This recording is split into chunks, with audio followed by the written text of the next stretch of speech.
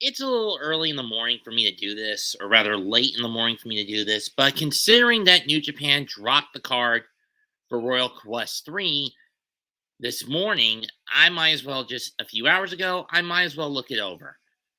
In collaboration with Revolution Pro Wrestling out in Britain, New Japan presents Royal Quest 3 this Saturday, October the 14th, live from the Copper Box in London. 1, 2, 3, 4, 5, 6, 7, 8, 9, 10 matches on the card. Let's run them down. Opening match, Robbie X versus a returning Taiji Ishimori. While it'll be a great match, to me this is fodder for Ishimori, building up his eventual matchup for the IWGP Junior Heavyweight Championship against Hiromu Takahashi coming up November the 4th at Power Struggle in Osaka. Because of that, I'm going to take the Bone Soldier to win. Next up, El Desperado against Trent 7. I'm going to give this one to Desperado as he continues to try to push himself as an established junior heavy and then possibly push himself up to the heavyweight division within the next year or so. Which means he could be competing in both the BOSJ and the G1 next year, which I wouldn't blame him for. As in my opinion, BOSJ 31 is his last chance to win the best of the Super Juniors. This match will build to that. Next up, Luke Jacobs against Yota Tsuji. These two have only faced each other once, but when Tsuji was on excursion. Now Tsuji is a sharpened tool. My pick to win this, Tsuji. Next up, for the IWGP Junior Tag Titles, Drilla Moloney and Clark Connors of the Bullet Club War Dogs battle Leon Slater and Cameron Khai. This is for revenge for Leon being stabbed in the back by Moloney when he ditched him after basically being recruited to the United Empire in March, and then later leaving the United Empire for Bullet Club. Don't expect mercy from Drilla to Leon. Connors and Moloney retain, and then they don't have to defend the titles again until Wrestle Kingdom. Because once Super Junior Tag Team comes and goes, they're going to know who they're going to face January the 4th. So they get at least a 3-month reprieve, 2.5 to 3-month reprieve from defending the gold after this matchup.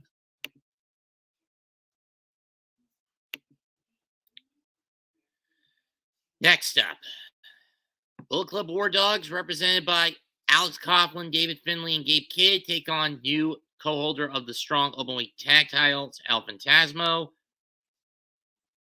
who holds them with Hikuleo, Tonga Loa, and new never openweight champion, Tama Tonga. Are they seriously going to keep this cycle going between the War Dogs and G.O.D? I mean, just end it already. In my opinion, what happened at Destruction and Ryogoku yesterday should have been the end of the feud. But no, wouldn't you know it, they're going to milk it a little further. But personally, I think this is where the nail needs to be put in the coffin of this feud. For those wondering who I am taking to win, G.O.D.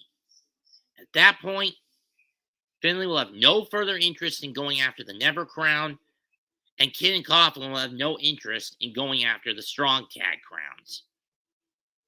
Because when you look at it for those perspectives, for Finlay, the never openweight title, it was little more than a stepping stone to what he really wants, the IWGP World Heavyweight title. Now, unfortunately, he's going to have to wait till at the soonest, New Beginning in Osaka on February the 12th to go after it. And it doesn't matter if he has to go after it against SANADA or Naito in his mind.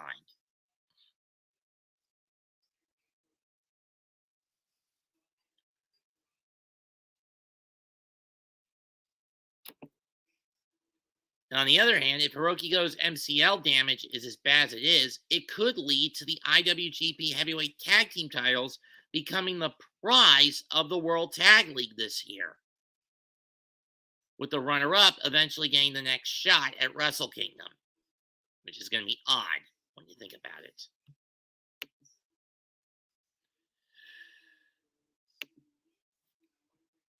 Next up, Ren Narita and Shota Umino team up to take on Great-O-Khan and Francesco Akira of the United Empire. After their best of 7 basically ended with nothing resolved, 2 of the 3 Reiwa-era Musketeers, even though they despise that name, the other one being Yota Tsuji, just for a heads up, will now team up to take on the United Empire. I'm not sure how this is going to pan out. I'm going to play it safe and give it to the United Empire. There's bound to be some miscommunication between Umino and Narita at some point in the match. Next up, Fuel for the Fire of Wrestle Kingdom. It's already established. SANADA will defend his title against Naito on January 4th, but for this, SANADA and DOUKI against BUSHI and Naito. Interesting tag match.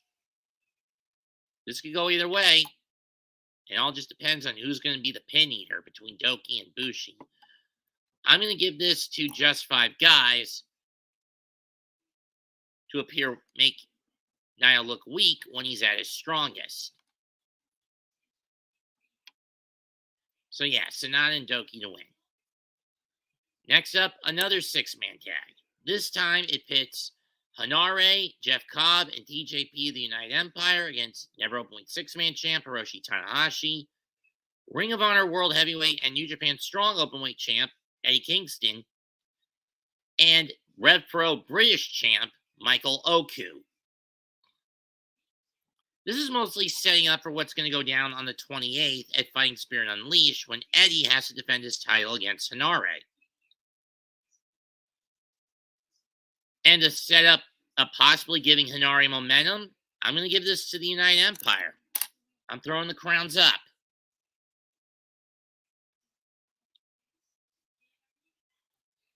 Tomohiro Ishii versus Shingo Takagi. I mean, what's the stakes in this special singles match? I don't know. I mean, Shingo had a special singles match against Okan back at Destruction when there was no stakes. What's the stakes here? I can't really find any. And out of those 6 matches previously between these two, Ishii has only won once. And I believe that was during the 2020 G1.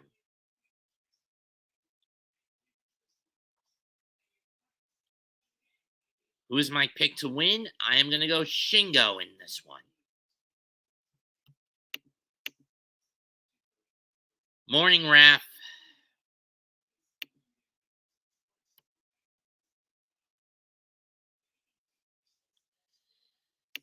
Finally, the main event.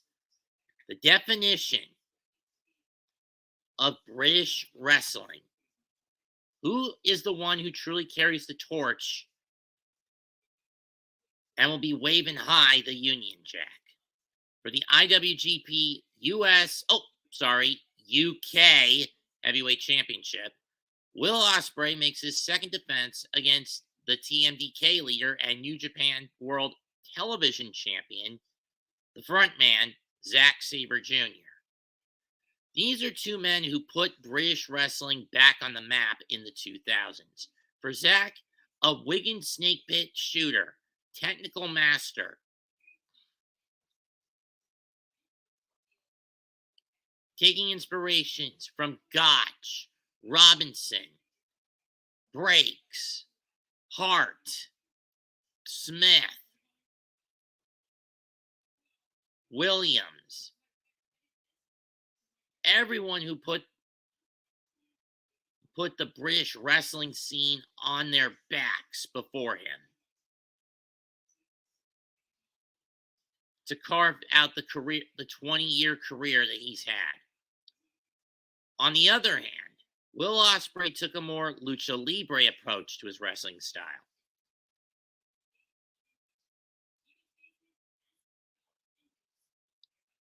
From Aerial Assassin to Commonwealth Kingpin, back to Aerial Assassin.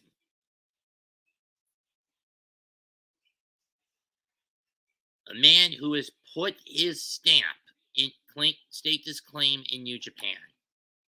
New Japan Cup winner in 21. IWGP World Heavyweight Champion, 2-time BOSJ winner, 3-time IWGP Junior Heavyweight Champion, never champion, 2-time IWGP US/UK champion.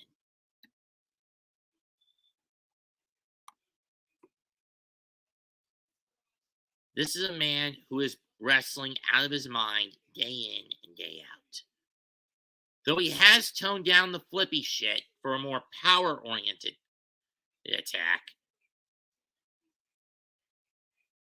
he will not rest or quit until he proves he is the best wrestler on the planet. On the other hand, Zach is all about techers, keeping it grounded, mind game, keeping his mind in the game, taking what his opponent throws at him and turning that against him.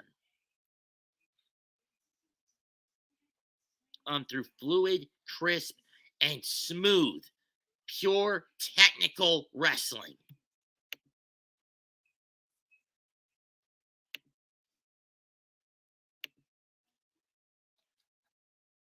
The lifetime series between these two, 9-6 in favor of Zach through 15 matches. Their most recent match was a controversial finish in the quarters of the New Japan Cup in 2022, which ultimately led to Zach winning his second New Japan Cup. Now, I will admit, Zach's track record in New Japan is not as impressive as Will's. What's he had at his stint in New Japan? 2 New Japan Cup tournaments, 3 IWGP Heavyweight Tag Title reigns, all of them with Taiji when he was part of Suzuki-gun, and his current run as New Japan World Television Champion as part of the Mighty Don't Kneel.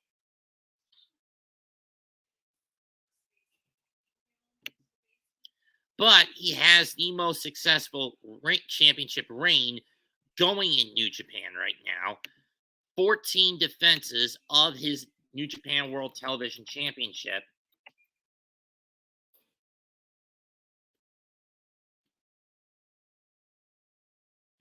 Over a stretch of 278 days.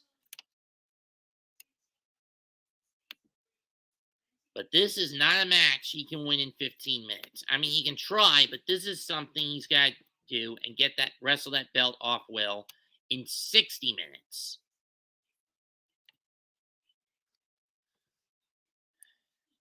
But to be honest, I don't see Zach pulling it off. Will is just that damn good this time around. And on that fact alone, crown's up. My pick to walk in and out of the combat box, still the IWGP US/UK champion, the aerial assassin, Will Ospreay.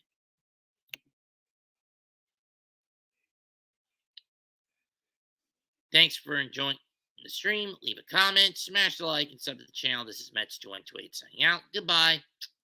Good fucking night. Bang.